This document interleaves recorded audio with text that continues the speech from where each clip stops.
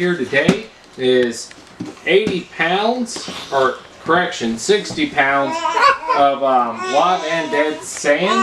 I've already put 40 pounds of live sand into the 200 gallon. Went ahead and ordered some more, so we'll go ahead and open that up and show you what type of sand I ended up ordering. And as you can see, I got it through Chewy. A little bit cheaper than getting it from your local fish store. It does help them out if you do it, but if you need to save some money, it never hurts going through Chewy. So we'll go ahead and open this up and I'll show you what type of sand I ordered. And the reasons behind why. Yep. Help me open it up. Ooh. Whoa! Alright. So, you can see here, this is 40 pounds of dry sand. I'll have to go ahead, rinse it off, just to make sure we don't get too many pollutants in the tank. It doesn't make the tank too cloudy. So I went with dry sand due to I already have 40 pounds of live sand. And I ordered another 20 pounds of live sand. It's instant cycling is what it says. Never believe that. It can take longer. It does have the benefit of having live bacteria in it. Thank you. Get that over there. So that's one reason. So again, I got 40 pounds already in the tank of this. It will cloud up your tank, so don't put it in if you have any live fish in there at the moment. I don't, so we're going to go ahead and dump it in.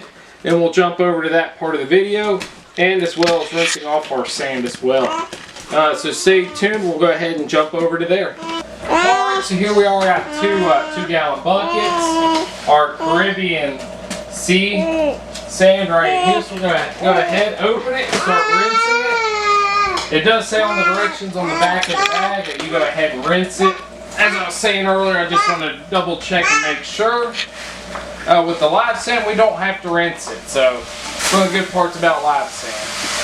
So we're going to go ahead, put some in the floor. Fill these up, not all the way full. That way we can get most of the water out.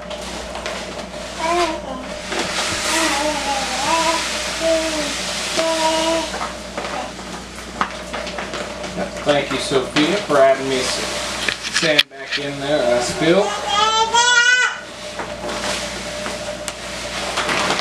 Alright, so as you can see, got not even quite 2 gallons, got about half the bag. So we'll just do a demonstration of how we rinse this. Watch out, young lady.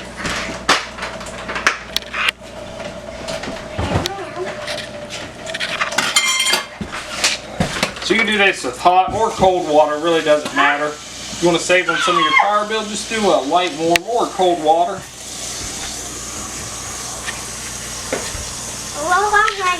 No. So what I normally do is I try to get everything rinsed.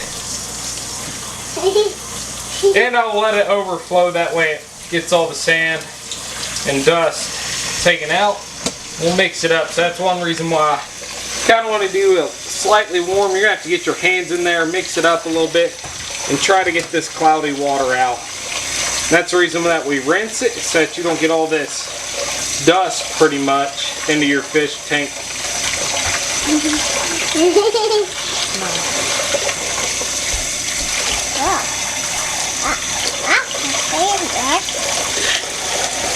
And you probably want to let this overflow for quite some time. That way you make sure. I'm going to go ahead and dump out the first little bit. And kind of give you all, as you can see, there's a lot of foam in there. That's just pretty much dust that was in your sand. Alright, as you can see here, that's what 40 pounds did to the fish tank there. So not much. That was from the live that I already received. Sorry I didn't get that on video. I was just in a hurry that day. Power heads kind of blew it around.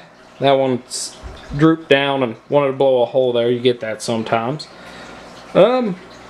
So I also have a heater in there, and I do have, I don't know if you can see it back there, but I did get the Canon on there as well, so it's actually filtering. And you'll see once I put in the live sand, it's going to cloud up the water once again, but we will be able to see a difference. So I'm going to slowly start going ahead and adding the sand that I have rinsed, and we'll come back to it and see what it looks like once we get 40 pounds in here. That'll give it a total of 80 pounds in the tank, and I have another 20 of live sand to go in here. So we'll see what 100 pounds does to this 200 gallon. So stay tuned. Okay. Alright, so what I'm doing now is going to go ahead, opening up this bag all the way. Went ahead and put in the 40 pounds. Can't really tell. My camera lady will come over here and get a better picture of it. Do have a few, it's not bare bottom anymore, especially on the left side where my big power head was, so we're doing good on that aspect. So we're going to go ahead and add in the last 20 pounds. This will put us at 100 pounds of salt. Now this bag right here is live sand, and it will cloud up the water terribly. That's one thing I do like about the Sun, where I went ahead and I only have the one filter floss. It's going to filter out most of this cloudiness in this tank. I also like rinsing my bag out as well. I do the outside with fresh water, try to as hot as I can get it. That way I know most of the bacteria or anything that could have been contaminated on it is rinsed off. Now I like to put my bag down in, make sure we get all that sand out, because sand is not cheap. So, and it also adds in a lot of the beneficial bacteria that is in there. So make sure we get all the sand out. Flip that a couple times. As you can see, your water's cloudy. If you do not have filter floss on your tank, it will take a couple days for the cloudiness to go away. If you have hang on the back filtration, you can also put the filter floss in that as well, and it'll definitely take care of a lot of it. When you do take the filter floss out of your hang on the back, you want to be careful that it doesn't drip back into your tank, because then you have the whole cloudiness again. It's one good thing about canister filters. You can take the hoses off, pull it away from everything, pull that filter floss out, rinse it out a little bit, get all the dust out.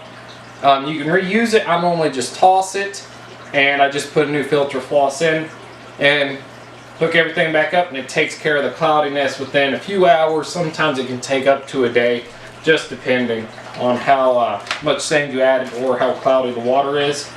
They normally have a bio bag in these. This one did not. The last two did, to help take care of the cloudiness.